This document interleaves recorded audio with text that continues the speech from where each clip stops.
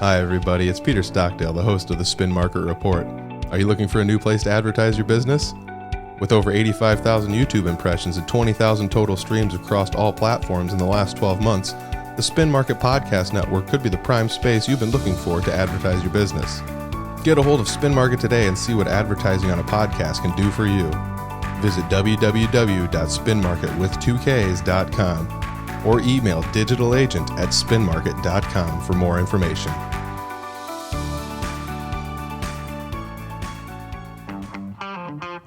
It's the Spin Market Report. Here's your host, Peter Stockdale. Hey everybody, thanks Mackenzie for that intro. You're welcome. We got Mackenzie behind the ones and twos as well. We're sitting down today with Craig Schlienz. What I got to ask you first and foremost, what is your tie-in with the Downtown Country Jam? Well, Downtown Country Jam is a production of the Shellabration Inc. Group here in Fort Dodge. Yeah. And so I serve on the board of directors of that organization, and I have for probably about the last 10 years now. And so that's kind of my role.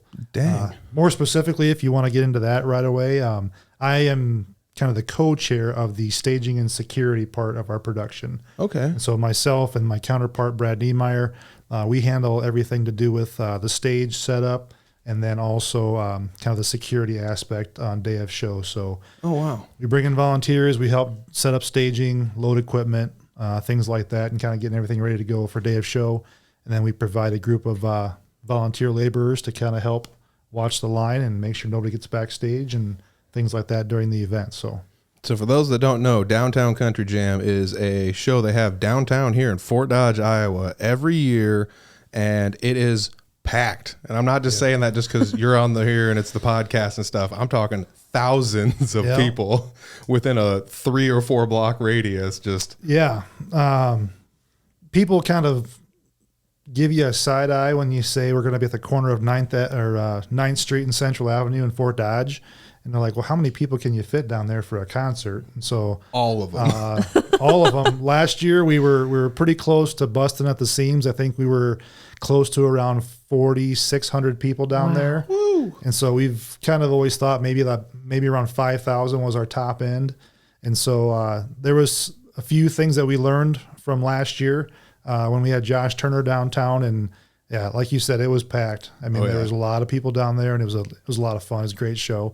And so, we take those things and we learn from them. And then as a group, we kind of have discussions about what we can do to make little changes here and there to make sure we always have a good experience for the fans that come out and buy tickets and attend our shows and things like that. So we want it to be a good experience for everybody. Yeah. I mean, I can speak firsthand that it's a packed event. I played last year with Jesse Wilson's band, and even like we were the opener, and even then it was still, I think they said there was like 1,400 people there, like at the gates opening. Oh yeah. Which is like, I might be maybe the biggest crowd I've ever played in front of. By the time we were done, it was like half full already. Yeah. It was insane. I couldn't believe it. What year was the first Downtown Country Jam? So this event started 2017 was our first one, and so the band we had for that year was Low Cash, and so that's kind of when Downtown Country Jam itself began. The year prior to that, kind of how this evolved, we used to have an event called Oktoberfest. Okay. And that was out at the Olson Park Band Shell. All right. And there was a number of years before that we would do, just what it says, Oktoberfest. There was a tent set up, wooden dance floor put down. We had polka bands during the day. We would tap the beer kegs. We had Sauerbraten, everything you think of when you think of Oktoberfest. It was an Oktoberfest event during the daytime, big screen TVs, college football. It was a great event. And then at night, we would have a headliner on the stage at the band shell.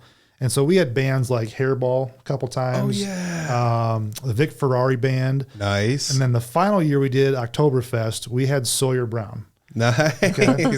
So my mom, if she would have known about that one, she would have been there in a heartbeat. Oh, me too. Yeah. So we thought, there was a few local ties to people that knew people in the band, Sawyer Brown, right? And so we kind of made this connection with them and got a deal done.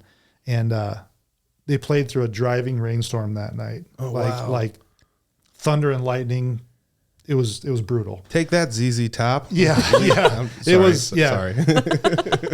So yeah, literally I watched that show from the back part of the band show, looking out over the band as they're just trying to crank through their hits, nothing in between songs. We just wanted to move it along. And then it's like there's a lightning strike. Then all of a sudden the manager's like, all right, get them off stage. We got to go. And so that was kind of our first experience doing a country music show. There was a huge buildup before, a lot of excitement. People were excited about seeing Sawyer Brown in town. And so we were just thinking like, I think we might be onto something with this country music genre. And we thought that if we were to do an event specifically that was downtown country jam, that we could really make it happen and really sell a good show downtown. And so the board came together, had discussions, and then come to find out, Jim Reed is the president of Shellabration. I guess I owe it to him that I'm here today because he opted that he didn't want to be here and do the podcast. So that is correct. I'm sitting in for Jim today, but thank you, Jim. He's had a vision for a number of years prior to 2017 of doing a show downtown, and he's got a lot of things that go through his head, big ideas, big plans. And then, we talk about it and see if we can pull them off. So he's like, yeah, I've been looking at downtown for a long, long time. And then he just kind of rattled off, this is how we can do this. We'll put fence line here. We'll have a natural barrier with the big buildings we have downtown. We'll do lighting on the different buildings and all this stuff. And then pretty soon we've got a map of, an aerial view of the whole venue and where we're going to put tents for beverages and beer and food and entrance gates and all this stuff. And then it just kind of came together that this is what we're going to do. And so, we as a board come together then and we make offers to artists and say, hey, we want to have this artist come in. And then we set up our lineup. And so like you were able to play last year, we got Jesse Wilson and friends on the stage. So we try to do kind of a couple local acts maybe for openers, and then have our headliner go up on stage. And so everything came together, and then here we are, 7 years later now. We're about to do our 7th show.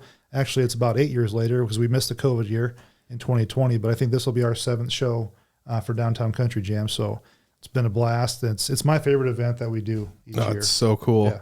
Yeah, it's sweet that you guys got a big band in there on a big stage with a big crowd and local openers. Yeah, it's so cool.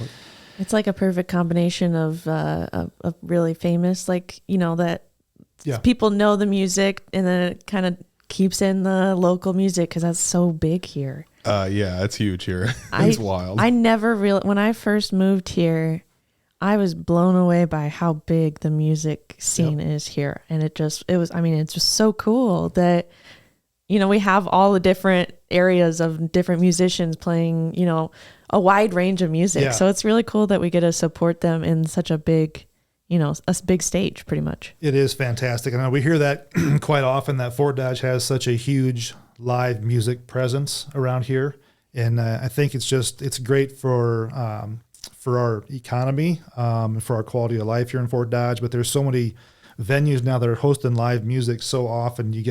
Obviously, we have Shiny Top, and Soldier Creek Winery has live music out there, and the Community Orchard's doing live music events now. And so I'm just going to, a couple of, local acts that we've had on stage with us, like Jessica McClintock. I think she opened the first year we had Low Cash on stage.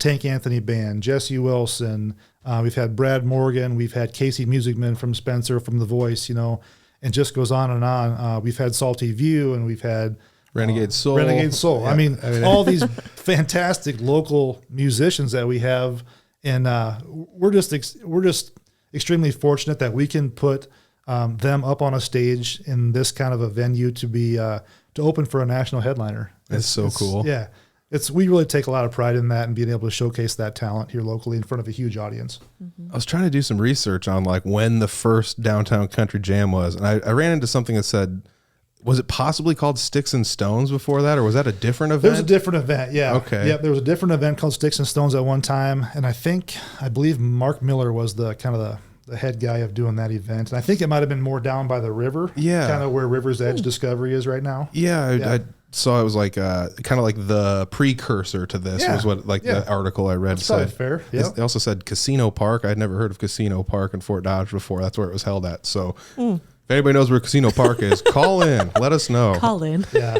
No, I think at one time there were plans to maybe develop a casino in town, but unfortunately we weren't able to get approval for a license, a gaming license from the state. So. Okay. I'm learning so much more than just the Downtown Country Jam today. Yeah. You young pups don't know all the history. Getting a geography lesson here. And a Yeah, I'm not lesson. I'm not the expert by any means, but I know enough to be dangerous. So is it the Shellabration board the same as the Downtown Country Jam board, or are those different ones? No, but it's the same exact board of people that put on both shows that we do throughout the year. So you guys got 2 big shows a year. Two big shows, yeah. So we just wrapped up our summer, what we call our classic rock show, which is dubbed Shellabration, and it's typically a classic rock genre artist. And then that just wrapped up. It was July 26th, I believe. And then Rick Springfield. Holy cow. Yeah. I was just having a discussion before we came in the room here. I think he just turned 75 years old last week. It looks great. It's insane. It's phenomenal. Just phenomenal. He can get up there and still do that. Half his age and don't even have half his hair. It's insane. Yeah. So we'll move on from that comment right away. But it was a great show. But then here we are. It's going to be 2 months later. We'll be right back down at the same location, same venue. That was the first time we'd ever done our summer rock show at that location. Yeah. That's moved around a couple times. It has moved around a couple times. Yep. So, Shellabration, the name comes from the Olson Park band shell. Yeah. And originally the organization was founded with the purpose of raising money to help rehabilitate that historic structure at Olson Park here in Fort Dodge. That project was complete. Those funds were raised. It's done. And so now our organization just continues to reinvest whatever funds that we have from our various shows into providing future, live entertainment events for the general public here in Fort Dodge and surrounding areas. So that's kind of why we exist. But yeah, it is the same group of volunteers. We're a completely volunteer-driven board of directors, so nobody is paid to do what they do.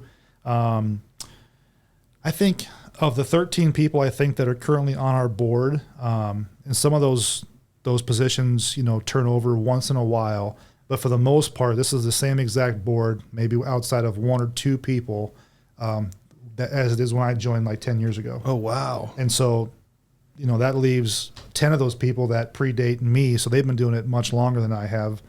Some of them probably back to the beginning, which is 20 plus years ago now. Wow. Yeah, that's crazy. And so it's pretty phenomenal, the amount of work and effort that these people put in year after year in putting on these shows.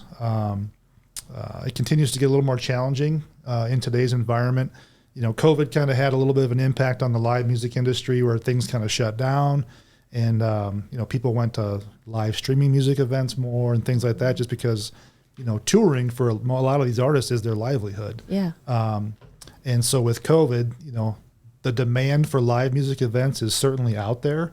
But we, as a much smaller market than some of the other larger ones, like let's say Des Moines and Waukee's got a brand new Vibrant Music Hall, which is a Live Nation venue. So they kind of monopolize the industry a little bit, and so it's hard for us to compete at that level sometimes when it comes to expense and cost of trying to get a nationally known artist to come to Fort Dodge and do an event here. So that part of it is getting challenging for us to kind of be in the right space where one, we can afford to pay what the artist commands to do a show, and then 2, keep our ticket prices low enough or to an affordable level that everybody can attend our shows. We take a lot of pride in being able to offer an affordable ticket price to come to our shows, and so we're right in that $40 to $50 range typically for tickets. That's above what we were usually at. I mean, sometimes it was like $35. Wow. Which is unheard of to see some of these national acts around the state. And so we do a lot of comparative looks at other venues and what ticket prices are. And we're always, one of the lowest 1 or 2 in the prices that we offer for those shows. So yeah, I was looking at going to a show, and I don't go to as many concerts as I used to, but I was looking at going to a show recently, and it was 2 bands, national touring, whoever they are, it doesn't matter. But it was like $80 some. Sure. And then you'd stack fees in there. You're talking $100 for a ticket just to go see a band. Easily. And you can go downtown, open air, nice night, watch a national headline act with some local openers for like $40 to $50 after fees. That's amazing. And you can even get tickets without fees, I think, can't you? You can buy them. Yeah, I mean, we have different outlets here locally. Hy-Vee is probably one of our biggest one. Nice. So we sell all of our tickets. Hy-Vee stocks them there. You go to the customer service counter. You can pay your cash or your card right there and basically pay none of the fees. Nice. We do have the online ticketweb.com, which is where a lot of the folks, especially outside of Fort Dodge proper, will buy their tickets. And then, of course, there are just, some of those service fees and things like that go along with doing them online and delivery and things like that for that service. But yeah, here locally, as well as a lot of our sponsors that do sponsor our concert events, primarily banks. People can stop in there and pick up tickets as well at the various sponsors. And we're very appreciative of all the support from our sponsors, most definitely. And so, yeah. Yeah, I don't really want to like specifically name the banks, but there's a couple of banks that got in good. They're right next door to where the show is at. So, so you can stand there and spin a 360 and see a couple of them right there. Yeah, certainly location is prime for a couple of them right there downtown. They could just be, typing in numbers and and watching the show at the same time. Yeah. Working late, watching the show.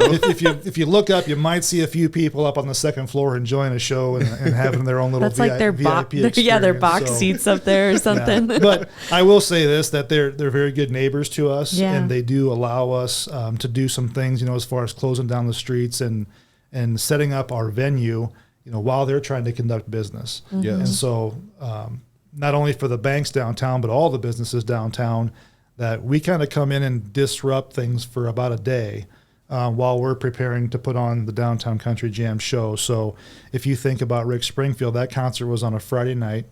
So we begin setup on a Thursday morning, and we bring our stage in, set it down. So right then, 9th Street is closed, on that Thursday. Yeah, because that day I remember being in the other side of our office, and I was hearing the guitar play, and I was like, man, it's like having the show right here in our office. Yep. And so, we do a lot of kind of pre-work to, visit with those folks. And as long as they have enough notice, they can notify the right people and different things that, hey, our bank drive-up's going to be closed that day, or things like that, just to make sure. Because those are all things that the banking regulators require them to do in order to close down business. But the neighbors have all been great. I mean, they really are good. So Kelly over at Wells Fargo and Mike over at First Interstate Bank have been great partners of ours and good to work with. And so we do appreciate their cooperation to allow us to do this, because without the time to spend in getting that venue set up, it just wouldn't be possible for us to get it done. That's so cool. So we had talked earlier, like you have, I think you said 13 members on the board, correct? How many volunteers does it take to do an event like this? Do you have any idea? It depends on the location, venue of the show, size of the crowd we're expecting, and things like that. So I would say, anywhere from 150 on a low end to upwards of probably 400. Jeez. So if you just think, let's talk, some of our bigger shows that have been on at Rogers Park, for the summer rock show, some of those larger known names, we've got people out in the parking areas, which nobody ever knows that we've got these volunteers. So they're over in the airport parking lot, directing cars, trying to get them parked in the right spaces. We try to maximize the amount of parking spaces we have. And so literally one of our board members goes out and measures each parking spot and puts flags out and paints lines so we can maximize the amount of cars we can get in to the parking spaces. Wow. You can't just allow people to pull into a grass field and park their cars because it will be an absolute nightmare. And so, gosh, no. So it's, George is the parking guru. He goes out there and gets them all in line and does a fantastic job with that. But there's numerous volunteers out there that are parking cars both before and after the show. And so talk about a thankless job. Oh, 100%. They don't even get to really see a show that they're putting all this time and effort into helping facilitate and coordinate all these volunteers, and they don't even get to see the show. Yeah, you're across the park, across the highway. Yeah. 14 baseball fields away or whatever. Yeah, but yet they continue to do it and have for years and years. And so those things, and in addition to, our food and beverage tents, our VIP areas, our backstage security, logistics and venue, just layout and setup, from setting up tents, tables.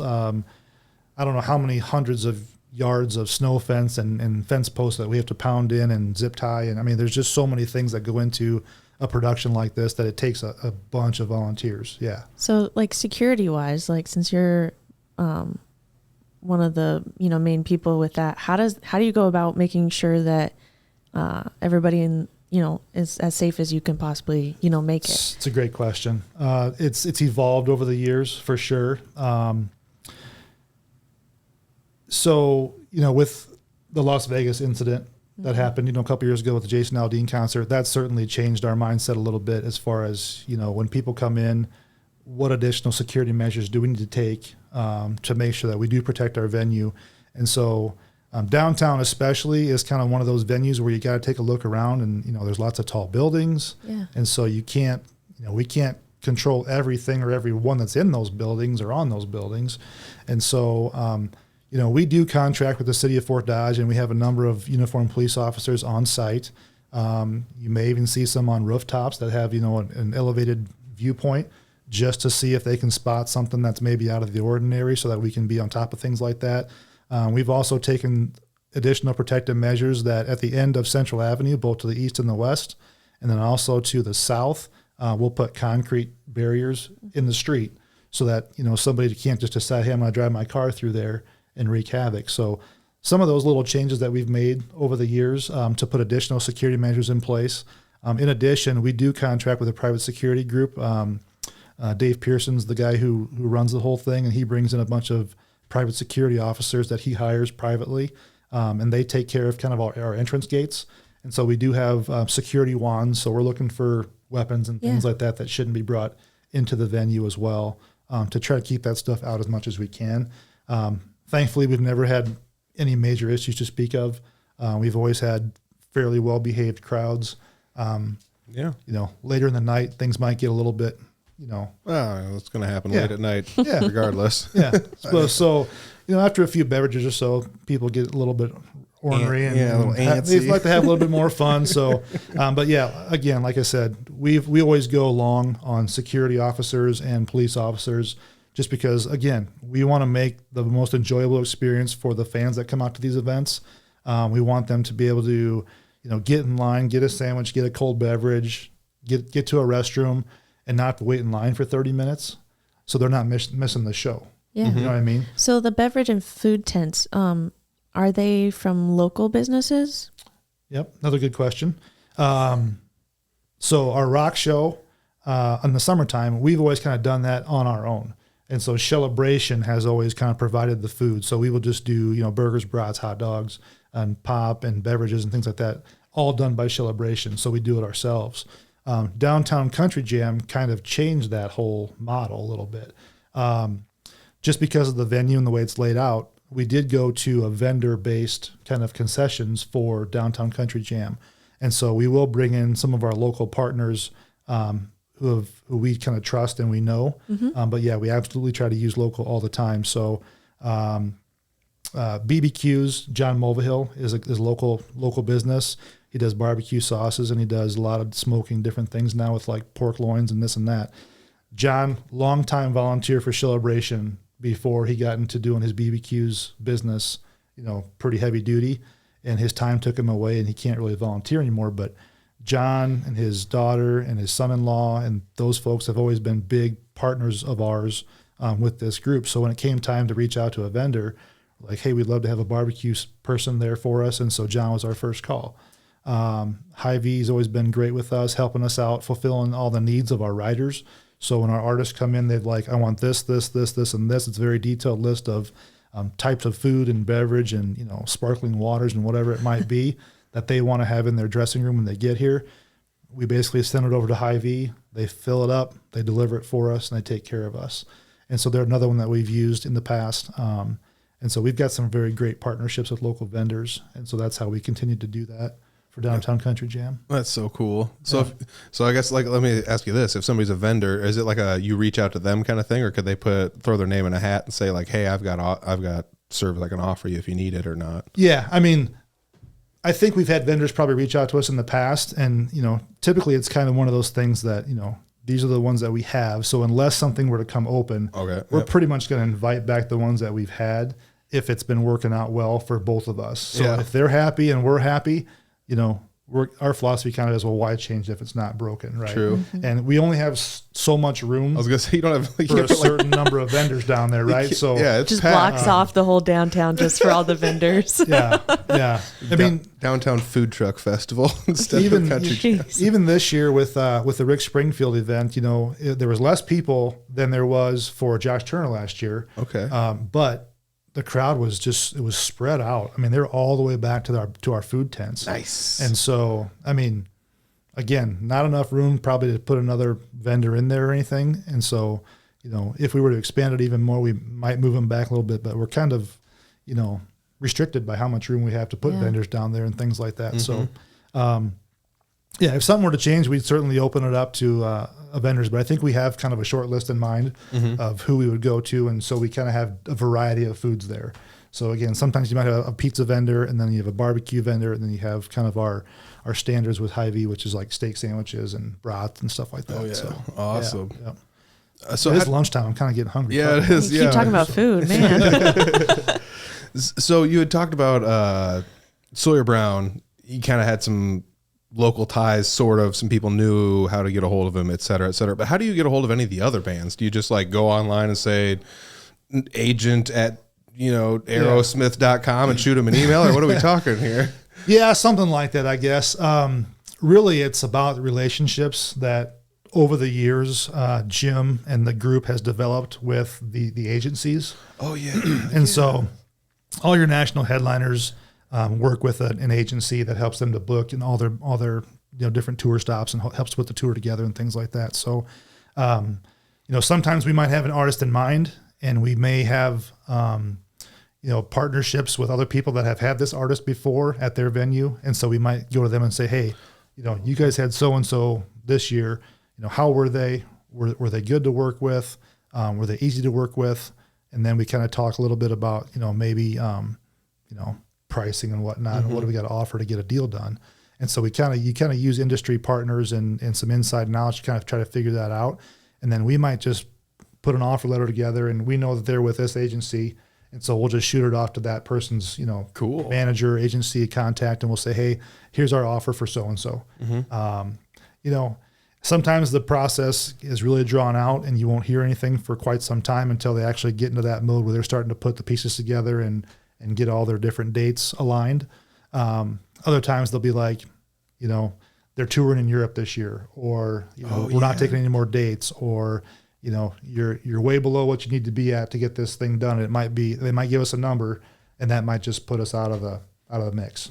So budget wise, it's a big thing for us to figure out what's kind of in our price range, and again, keeping that affordability factor in mind with trying to keep it affordable for everybody to attend here locally. So really, it comes down. There's pretty much a couple, 2 or 3 major booking agencies that we'll work with, and if we're struggling a little bit to try to find and get that offer, kind of nailed down, we might just reach out to them and say, hey, they might shoot us back some ideas and say, hey, maybe consider some of these different artists. And they might send us a dozen to a dozen and a half names and kind of give us a price range of where that would be. Some of those dollar figures would probably shock you if you were to see what some of these artists are commanding for dollars. Some big money. I knew an event manager or an event planner down at Wells Fargo, so I know a little bit of what some of the numbers are. So like hats off to everybody at Downtown Country Jam for doing what you do. I don't know. Sure. Not going to say any numbers here, but thanks to the sponsors. Thank you everybody for attending. Thanks to all the volunteers. Thanks to the board members, because this takes a lot. This isn't just like the 13 of you like sit down for an afternoon. You're like, yes, it might be good. Let's send off one email and it's done. Yeah. How far out in advance do you have to book these headliners? So what's today's August 26th. So we've got a meeting tonight actually for our board that we will begin. We're kind of going to do a recap of the summer show. What went well, what can we do better next time, discuss different things like that. And then we'll begin discussing already offers for next year. And so you're talking, we're 10 months out probably for a June show next year. We'll begin having those discussions right now. And then probably shortly after our Downtown Country Jam show, we'll probably start throwing offers out there. We just kind of want to get them out in the wind a little bit and put them in front of the artist and say, hey, we'd like to have you come to our event next year. And then it really just, the stars all have to align for this to work out. Honestly. So it might be, maybe they're routing out of Wisconsin or Minnesota or Chicago or, some other venue that's close by, in the Midwest. And usually that's the best opportunity we have, to get an artist to make a stop in Fort Dodge, on the way to or from somewhere else. Mm-hmm. They might have a Saturday date booked somewhere. Hey, let's plug you in here on Friday. Yeah. It's a quick, 180 miles from Fort Dodge to wherever. It's an easy overnight trip and, not too physically taxing on your crew and things like that. But, you watch these folks work, and when we, let's say we wrap up the Rick Springfield show, let's say he's off stage at 10:45. I mean, all that equipment's got to get packed up, go back in the trailers, the buses, whatever it is. Got to get them out and on their way to the next venue so they can be there the next morning and do it all over again. In a lot of cases. So it's impressive too to watch them try. It's quite a deal. It's quite a deal. Yeah, when it all comes together like that. That's so wild. So we've talked about like kind of how it's changed over the years, kind of where it started from and where it's kind of going towards. But like, what keeps you guys coming back year after year to set up this event and keep it going? I mean, it's a lot of work. Yeah. I mean, it's a lot of work for a lot of people. It's a lot of coordinating, a lot of logistics. What keeps you coming back? What makes you want to do this every year after year? What makes the board want to do this? That's a good question. Really, it's just I think we all have a real passion for live music, and it's just so gratifying. Once you get to that moment where, I mean, for me, one of the big moments of the whole event process is, when sound check goes on stage. You spend all this time, maybe it's a day or two setting up things. When they crank that thing up and start, blaring some music through it and doing their sound checks, I mean, that's like, all right, it's getting real. And then of course, when the opening band goes on the stage and Jim announces it, it's a pretty cool feeling to be like, all right, we did it again. We pulled it off. It's going to be a great show. And, just kind of interacting with the fans. I like to go out and just kind of walk the crowd, see who's out there, if they're having a good time, make sure there's no issues going on, things like that. But just really seeing the enjoyment on people's faces, being able to kind of leave everything else behind, come to an event, enjoy some live music, spend some time socializing with your friends and family or whomever you're coming with, and have a real enjoyable evening. Really is what kind of drives me to do what we do. Sometimes the next day when you can't walk because your legs hurt so bad, or your feet hurt from being up for like the last 40 hours and working, really, really hard over the last couple of days. But then once you get rested up, you kind of get reinvigorated and you get ready to go for the next time. But, so yeah, it really is just the payoff is, especially when that headliner hits the stage and people are singing along with the songs and having a good time. And, it really is very gratifying to see all that work pay off in that way. So absolutely. Yeah. And I think we all too have a vested interest in wanting to see Fort Dodge be successful. And we always talk about, economic development, quality of life. And I think being able to offer big time national headlining acts on stage in Fort Dodge is a real boon to the quality of life in Fort Dodge.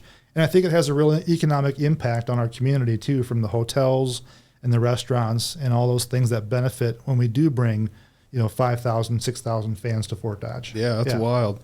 And I don't want to say like I was looking at your notes, but nonprofit too. You guys are a nonprofit doing this, so this is not like somebody's doing this to line their pockets. Oh, absolutely for not. Next year. This is a whole board. That's why there's a board. I'm assuming is well, yeah. I mean, we've got financial responsibilities to the organization and checks and balances and things like that. So yeah, like I said again, every volunteer is unpaid. It's a completely volunteer basis, so nobody's paid for what they do. And then the money is, like I said, before the group Shellabration existed to do the band shell project.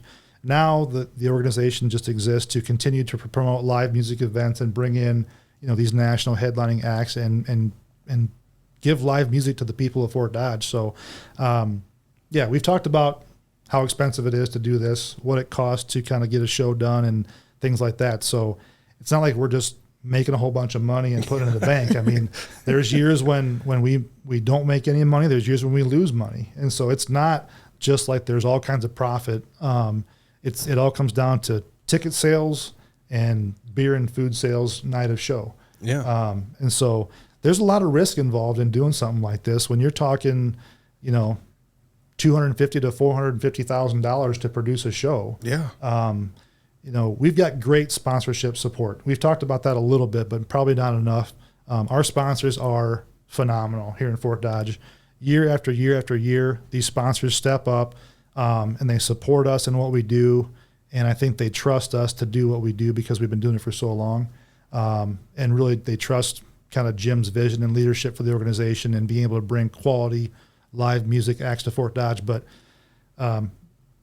Jim and I tend to get up on stage and we take an opportunity during the event to kind of list off who the sponsors are. And so anybody who attends our shows, I strongly, strongly encourage you to just support these local businesses because they are just the lifeblood of what goes on in this community. And without their support, this event wouldn't happen. Yeah. I mean, it's unbelievable, the amount of support. I mean, I won't give you an exact figure, but I think ever since I've been on the board for the last 10 years, we've had over 6 figures in sponsorship. Wow. So over $100,000.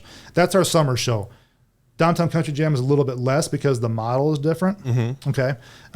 So for the classic rock show in summertime, what we call Shellabration, we have a big VIP tent, big experience where we give free, tickets to get in the VIP, you get free drink tickets and you get food and things like that. So it's a little bit different how it's set up. Whereas Downtown Country Jam, it's like a one cost fits all type of sponsorship.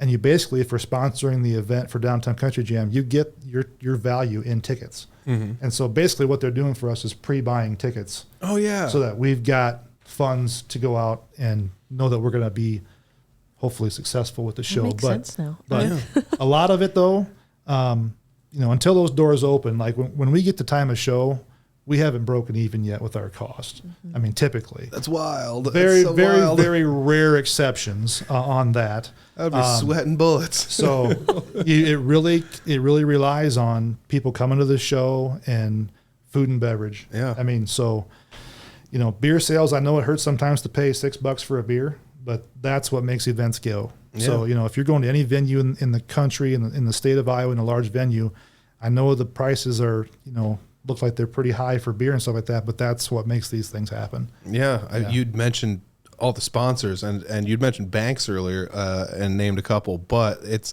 like you said, it's not just banks. It's local businesses. Yeah. Pull the flyer up right at the bottom. There's 60 of them down there. All kinds of them.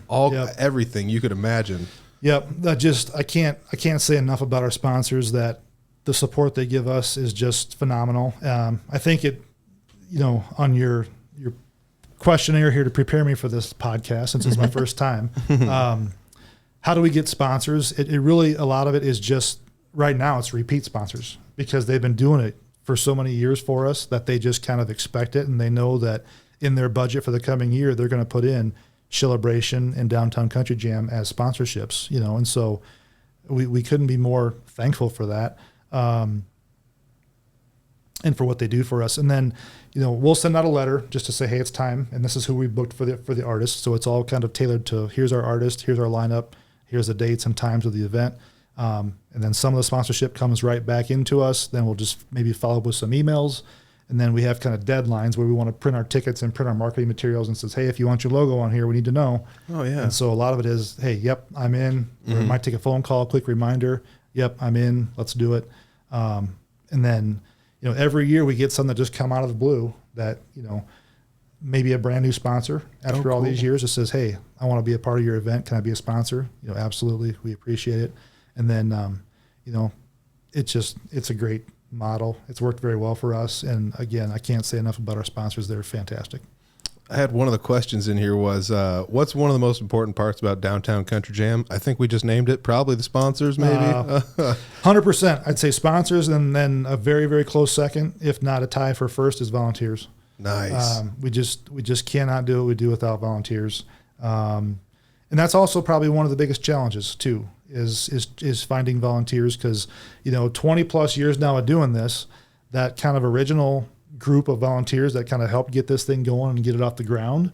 Some of those people are getting to the age now or stage of their life that, it's not something they can physically do anymore. It's a little bit harder to do, or maybe their time commitments or their priorities have changed. Maybe it's family type things or just different things as far as life-changing events that have happened. So we're really trying to do our best to go out and recruit, newer, maybe younger volunteers, and just kind of get that next generation of people to step forward and say, hey, I'd love to do this and help volunteer and make sure that we can continue to have these types of activities and events in our communities. So how can people become a volunteer if they're wanting to help out? Yeah, reach out to any board member that we have when we send our stuff out. Contact us through our Facebook page. If you know anybody like that, you can contact us. Usually Jim has his contact information. We'll put it out there on our Facebook posts and things like that. Come see me at Avila Bank. That's where I work. I'm not trying to plug my bank, but if you really want to volunteer, showing right on his shirt too. come find me. We would love to we love new volunteers. And again, they're kind of the heartbeat of what we do, and we wouldn't be able to do it without them. So again, all those concessions people, all those beer tents and beverage tents that we operate are all volunteer run. Ticket takers, front gates, security people that we put in the front line. And we also like to try to have ushers out in our venue because we lay things out pretty specifically. Like we want to keep aisles clear, and we want to have people so they can have a clear line of sight. We have a standing room only section kind of in front of the stage where the hardcore people like to go up and kind of be close to the stage, and all that good stuff. But then we also have a lot of people that just come out, and it's like, we call it festival style seating, where you bring your lawn chair and you just set it out in the venue. But we want to make sure they have a clear line of sight to see the show. And so we don't want people standing in the aisles right in front of them to block their view. And so we try to keep those areas clear.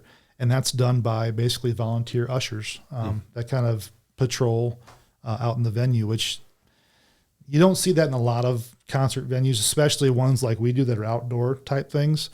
You'll see that at your Wells Fargo's and things like that. But those are all paid positions, and union. They have that luxury. We do not. So what about one of the most challenging things about Downtown Country Jam? Do you have like an item that's on the list that's like might be one of the more challenging aspects that you have to reach for every year?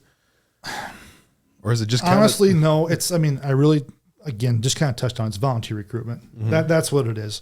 I'm not going to say that the event just kind of does itself. That's certainly not true. But we've been doing it long enough now that we all kind of know what it takes to get it done, and so some of the pieces just do tend to fall in place. We have to have the labor down there, but when we get down there to the venue and we're setting things up, we just all know what needs to be done, and we get it done. So we've been doing it long enough now that kind of takes care of itself, so to speak.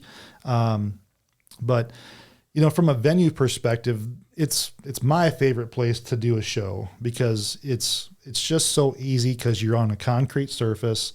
And the stage we use nowadays is what they call an apex, where they basically bring in a trailer, back it into place, and they open the sides up, which is your roof. They fold down the stage part, level it up, and then we build out from there. And so it takes a whole bunch of the labor out of it instead of just building a stage piece by piece and kind of stick building it together. Putting all the platforms in place and stick building a roof, which can take the better part of a day when we do our big show out at the soccer field.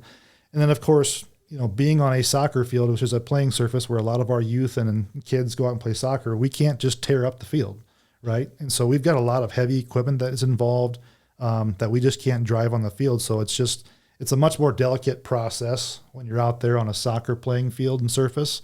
And then you factor in if there's any rain or moisture or things like that it complicates things. Whereas when you're downtown, if we get rain or whatever during setup, it just kind of drains itself and it dries itself. It's not like it's going to be a muddy mess for the next day and a half. Makes sense.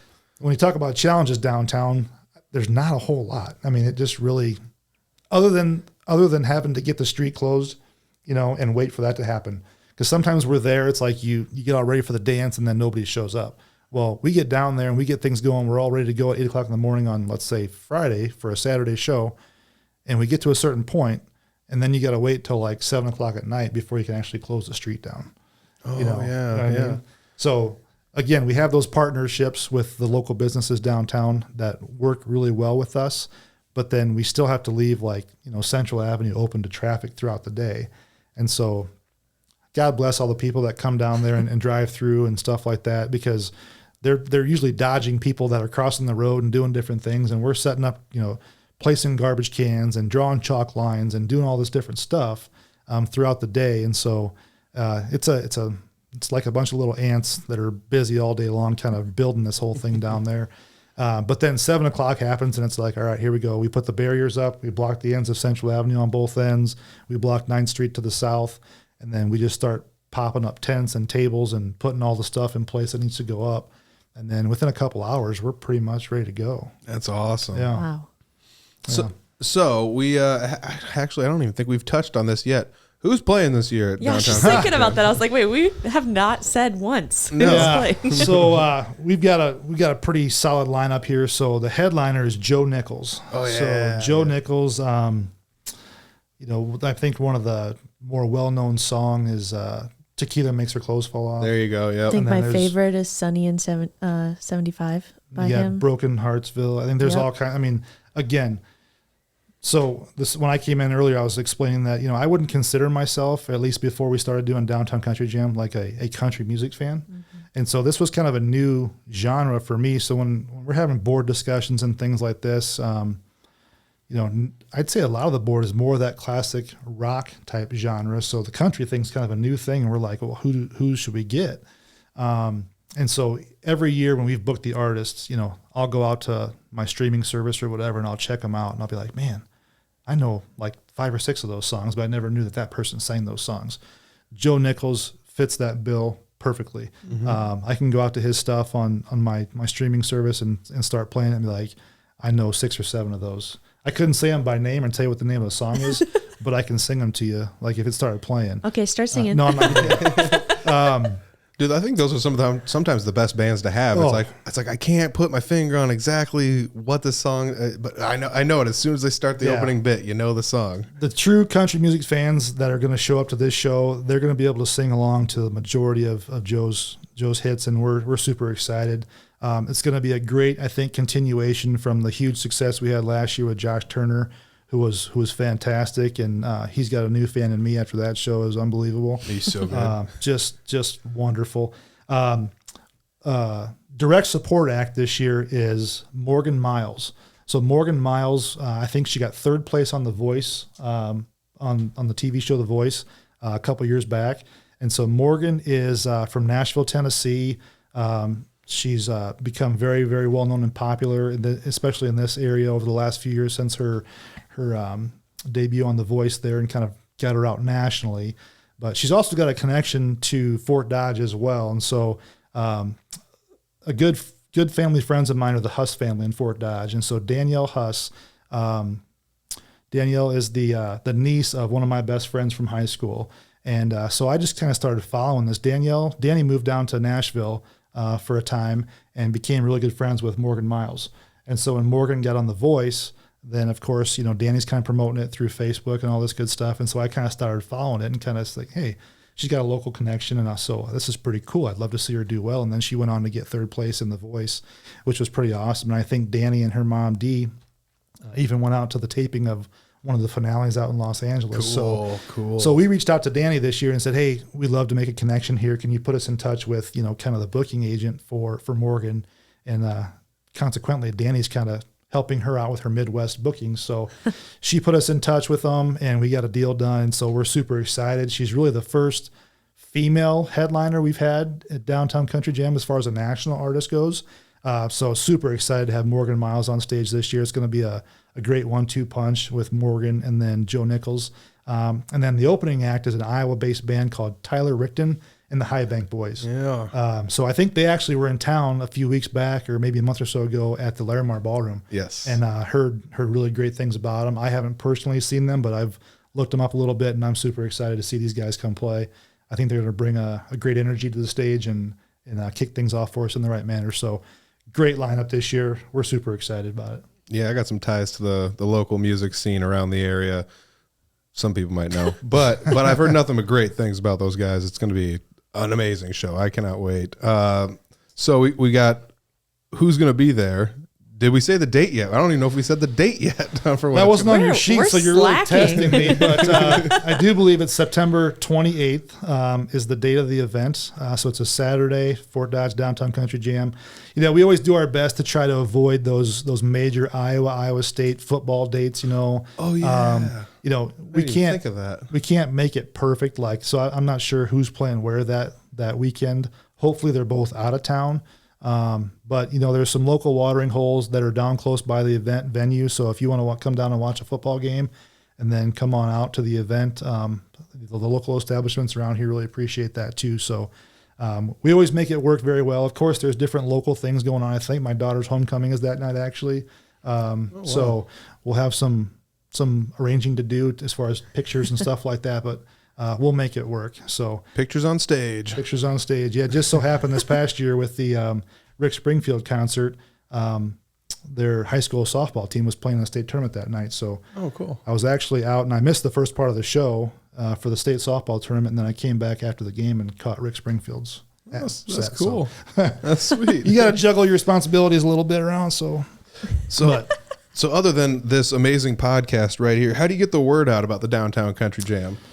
This is the marketing portion of what's going on. So, absolutely. I kind of got that from your questions here. I'm sure you don't just make a flyer and then just staple it to the post outside of Casey's and call it good, do you? Not only that, no, but it's a big part of it. So, it's kind of a good story. We do some of the traditional stuff, obviously. We partner with our local media, so the Messenger, we always try to get down to them and we do an interview with the Messenger, kind of give them all the details. And they've always been a great partner of ours, trying to get us on the front page, doing a big splash. Yeah, here's the headliner for Downtown Country Jam or Shellabration, and they've always been a good partner of ours. So local media, Messenger, newspaper, we do a lot of radio trade. Mm-hmm. And so Jim's our marketing guy. So Jim reaches out to local, so in this case, country radio stations to try to expand our reach and touch as many people as we can in the country music space.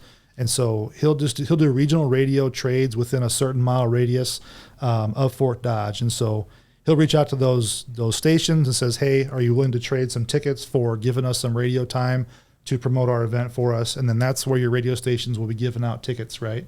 So if you're listening to the radio and says, hey, we got tickets for Joe Nichols Downtown Country Jam, the first person to call or whatever gets 2 free tickets. And so that's a way we get our word out there and we get tickets out in the wind. Nice. And so that's radio trade. Facebook promotion certainly is huge. And so that's a very cost-effective way for us to get the word out is to use Facebook. But then we also have some really old school, just boots on the ground type marketing. So this is Jim's baby, but Jim will take road trips and go out to kind of all corners of the state of Iowa. And he's got these road trips where he'll just go out to all the little towns and go down Main Street, and we drop posters on their door, like literally poster in a bag with a rubber band on their door handle. Here's our event. And then some cases, if it's the local little bar, restaurant, tavern, let's say you're downtown and you have a little locally owned bar and grill or something like that. Mm-hmm. He'll stop in. Hey, can I put a poster up on your board? He'll go in there, take the thumbtacks, literally place the poster on the board in that place. And over the years, Jim's developed some really good, Jim and Ted and some others from our board that do these poster runs.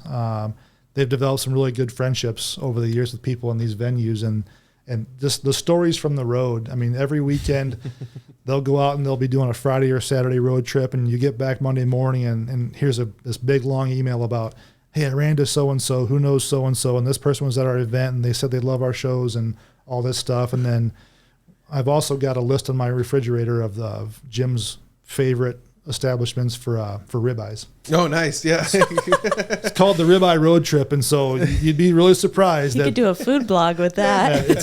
You're really surprised at some of these places in Iowa, you can go out and get a really good ribeye. Oh, man, that's wild. And pickled pickled eggs or different stuff, that just some random things that he likes to throw out. But that's fun. Somebody that has Ham's beer in a can, or whatever. Nice. Just nice. just the little stuff. It really makes this whole process enjoyable. You know what I mean? Our board meets multiple times throughout the year, discussing offers, making plans, things like that, especially closer to concert time. But the friendships and the camaraderie with the people on the board is one of the things that I cherish the most. Because a lot of these folks that are on the board, I knew some of them previously, but didn't know them well, or have had a chance to really work with them in the past. But to be able to do this event and just get to know these people a little bit better as people and their families and things like that has been one of the most rewarding parts of it as well. So that's awesome. Yeah.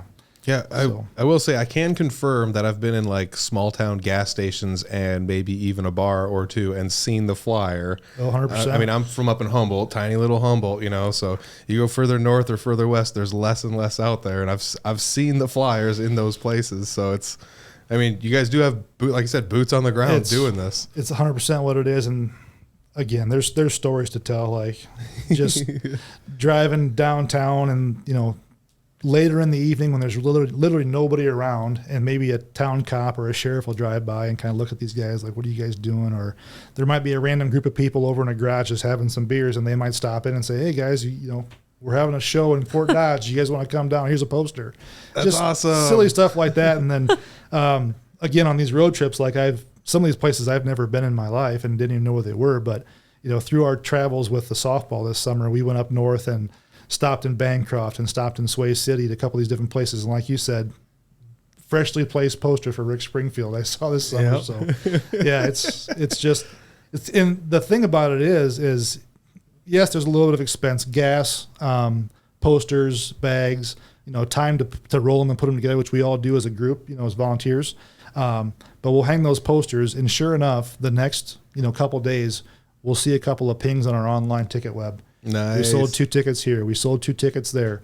And so it's, honest to goodness, you can see the proof of placing those posters turns into ticket sales. Yeah. It's definitely a rewarding thing. Absolutely. Yeah. That's why we continue to do it that way. So, we're a digital marketing agency here. So it's one of those things where we do print, items, but it's not necessarily what we market to people, but print still to an extent works. I mean, like you said, at those small towns, you're still pulling in ticket sales. I think it's got to be kind of a hybrid kind of approach to it, honestly. But you're still, you just said that about with tickets and stuff. So you're still doing it on a platform that you can actually visually track it pretty much. Oh yeah, so you got a digital platform with like seeing where you're getting all of a sudden you're getting ticket sales from this small town or whatever, but you're still able to track that. There you go. Yeah, that's awesome. I would say that too. We kind of poll our followers on Facebook and social media to try to just gauge their interest in certain acts. So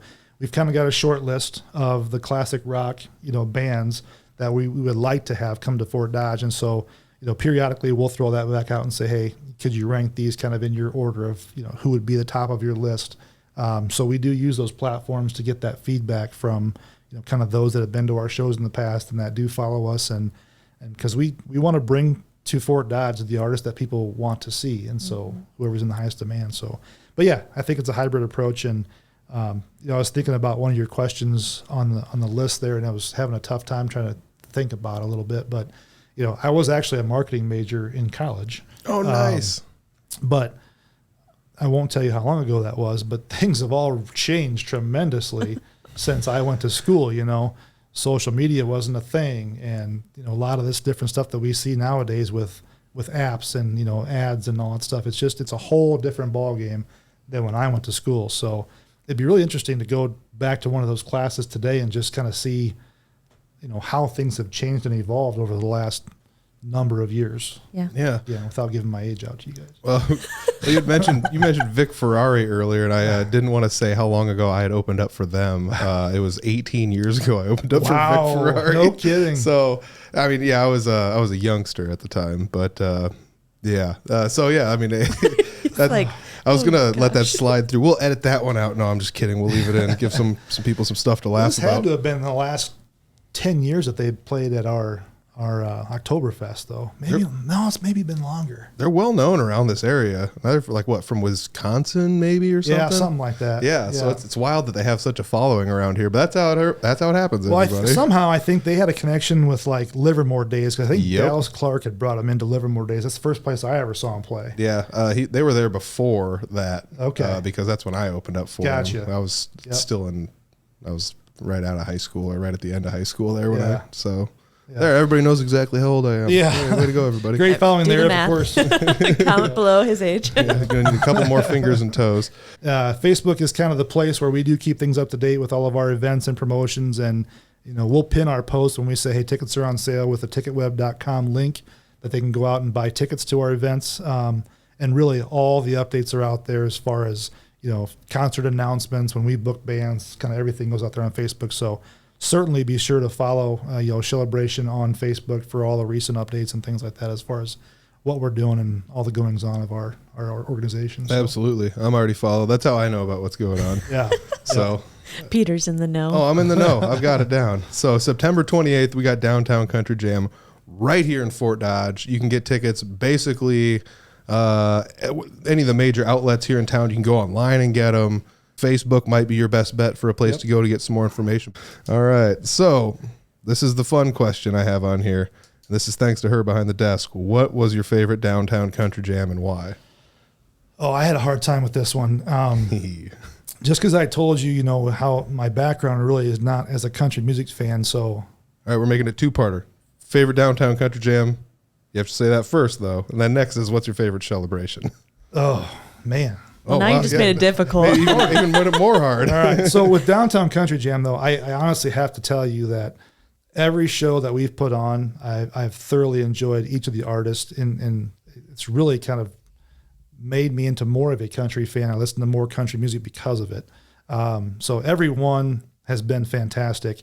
If I had to pick between two, though, and I'm a huge Chris Jansen fan. I've seen him like 7 or 8 times probably. Mm-hmm. And he's not on my top 2 favorite shows. Whoa. Randy Houser. Okay. And Josh Turner. Josh was so good. I mean, I did not expect it to be that good, and it was insane. How does that guy sing like that? Yeah. He's an amazing singer. Randy Houser, I came away from that show, and my comment was, that guy can sing his face off. I mean, he just can belt it out, and his stage presence was unbelievable. The energy he brought to the stage. And when you listen to that guy sing, it's literally just like you're listening to him on the radio. Mm-hmm. Like, so crazy. The musicality was unbelievable, and I was super, super impressed. And Randy Houser, one of my all-time favorites. And then Josh Turner last year was just something else. I mean, my knowledge of Josh Turner's music was from Scotty McCreery being on American Idol. and he sang the one song, and that was kind of how I knew who Josh Turner was. I'm like, I wasn't familiar with his music before, but man, last year coming in, and then, him finishing up with the encore and Long Black Train. I mean, it was just like, boy, that guy can sing. And I was super, super impressed. And he's a great human being, a great individual. And so I just came away from that. I was just really kind of in awe of Josh Turner and what he brought to the stage and the crowd that he brought out. And it was just just unbelievable show.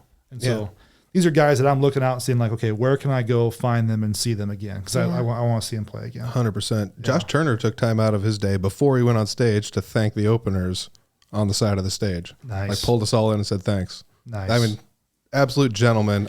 I'm sure everybody's professional in their own way, but that was just me from my experience from opening up, and it's wild. I've never experienced anything like that. I've opened up for a few pretty big bands in my life and never anything quite like that. So a good person to boot, That's one of the other things too that as I was thinking about this is, you never know what you're going to get when you get the bands on site, and you really for the most part you're dealing with their tour managers and kind of all the people that do all the behind the scenes stuff for them, and you rarely see the artists kind of out in front and things like that. So, but for the most part, we've had really good people to work with. And these tour managers that come in, and it's great to kind of have a working relationship with them. Like Rick Springfield's people were just fantastic, just unbelievable. So when you get people like Josh and artists like that are gracious and that they know the amount of work that goes into putting an event on like this. They know it's not easy. They know the funds don't just come and drop out of the sky to bring them. And so they truly appreciate all the hard work and the efforts.